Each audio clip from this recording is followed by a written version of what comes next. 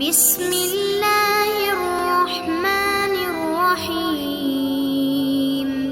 एक दफ़ा का जिक्र है कि एक शख्स था जिसने अपनी ज़िंदगी में कभी भी किसी गैर औरत की तरफ नज़र उठाकर नहीं देखा था। एक बार कुछ यूँ हुआ कि वो शख्स बहुत ही ज़्यादा तंगदस्त हो गया।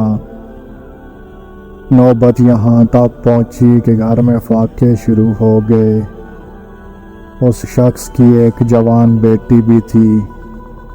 जब फाके इंतहा से बढ़ गए तो वो लड़की अपने छोटे बहन भाइयों की हालत देखकर गलत कदम उठाने पर मजबूर हो गई। दिल में इरादा करके घर से निकली कि अपने जिस्म बेचकर कुछ खाने का सामान करूँगी।